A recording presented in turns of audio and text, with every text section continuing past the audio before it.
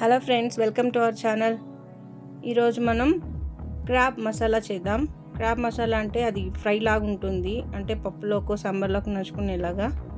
And ఇంకోటి snack లాగా వట్టిది కూడా తినొచ్చు. ఇప్పుడు 1 కేజీ క్రాబ్స్ తీసుకొని ఇలా క్లీన్ చేయించుకొచ్చానండి. లెమన్ అండ్ సాల్ట్ వాటర్తో క్లీన్ చేసి నీళ్ళు లేకుండా పక్కన పెట్టుకున్నాను. ఇప్పుడు స్టవ్ ఆన్ చేసి పాన్ పెట్టుకొని అందులో 4 టేబుల్ స్పూన్స్ ఆయిల్ వేసుకుంటున్నాను. ఆయిల్ వేడెక్కాక కొంచెం దాల్చిన చెక్క, 2 యాలకులు, 4 నుంచి 5 లవంగాలు, 1 కప్పు తరిగిన ఉల్లిపాయలు కూడా వేసుకొని ఉల్లిపాయ ముక్కలు మెత్తబడే వరకు వేయించుకోవాలి.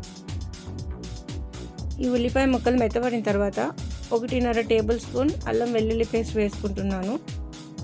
ఇది కూడా పచ్చివాసన పోయే వరకు ఫ్రై చేసుకోవాలి. 2 నుంచి 3 నిమిషాల సేపు వేయించుకుంటే సరిపోతుంది. దీనికి కొంచెం ఆయిల్ ఎక్కువ పడుతుందండి. ఇప్పుడు అందులో తరిగిన టమాటాలు, 2 తరిగిన పచ్చిమిరపకాయలు కూడా వేసుకొని టమాటా మెత్తపడే వరకు వేయించుకోవాలి. టమాటా మెత్తపడిన తర్వాత మనం శుభ్రం చేసి పెట్టుకున్నటువంటి క్రాబ్స్ని అందులో వేసుకొని వాటిని కూడా ఒకసారి అల్లం పేస్ట్ అన్నీ కలిసేలాగా మిక్స్ చేసుకోవాలి. ఇలా మిక్స్ చేసుకున్న తర్వాత 1/2 టీ స్పూన్ పసుపు, 1/2 టీ స్పూన్ రాళ్ళు ఉప్పు వేసుకుంటున్నాను. ఇవి కూడా కలిసేలాగా ఒకసారి మిక్స్ చేసుకోవాలి మొత్తం. ఈ ఎండ్రకాయలు చూడడానికి ఎముకల్లా కనిపిస్తాయి, కానీ దాని లోపల ఫ్లెష్ అయితే సాఫ్ట్గా ప్రాన్స్ టేస్ట్ వస్తుంది, చాలా బాగుంటుంది. ఇప్పుడు దాన్ని మూత మూసేసి ఒక 5 నిమిషాల సేపు ఉడికించుకోవాలి.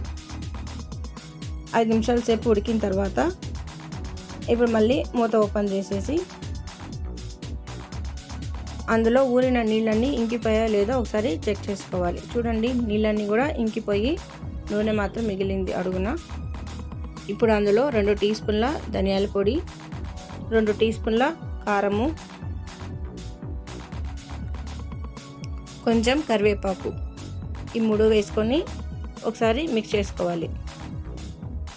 మిక్స్ చేసేసుకున్నాం కదండి. ఇప్పుడు అందులో 2 కప్పుల నీళ్ళు వేసుకుంటున్నాను. ఈ 2 కప్పుల నీళ్ళు ఎందుకు వేస్తున్నానంటే ఇప్పుడు కారం ధనియాల పొడి వేసాం కదా, అది కంప్లీట్గా వేగుండవు. ఇప్పుడు ఈ నీళ్ళు పోయడం వల్ల ఉడికి ఆ ఎండ్రకాయలకు అనేది ఈ కారం ధనియాల పొడి ఉప్పు అన్నీ కూడా బాగా పడతాయి. ఇప్పుడు ఉప్పు సరిపోయిందో లేదో చెక్ చేసుకొని కొంచెం ఉప్పు కూడా వేసుకోవాలి. ఇప్పుడు మళ్ళీ దాన్ని ఒకసారి మిక్స్ చేసుకొని మూత పెట్టేసి మరొక 5 నిమిషాల సేపు ఉడికించుకోవాలి. ఇప్పుడు అందులో నీళ్ళు ఉన్నాయి కదండి, అవన్నీ ఇంకిపోయి డ్రైగా వచ్చేసేయాలన్నమాట ఆ క్రాబ్స్ అంతా కూడా. అప్పటి వరకు ఉడికించుకోవాలి. అప్పుడే లోపల ఉండే ఫ్లెష్ కూడా ప్రాపర్గా కుక్ అవుతుంది. చూడండి, ఇలా డ్రైగా ఉంటే స్నాక్లా తినడానికి కూడా బాగుంటుంది. గుమ్మగుమ్మలాడే క్రాబ్ మసాలా ఇప్పుడు సర్వింగ్ ప్లేట్లోకి తీసుకొని వేడివేడిగా సర్వ్ చేసుకుంటే సూపర్గా ఉంటుంది. ఈ వీడియో మీకు నచ్చినట్లయితే లైక్ చేయండి, షేర్ చేయండి, కామెంట్ చేయండి, సబ్స్క్రైబ్ కూడా చేసుకోండి. Thanks for watching.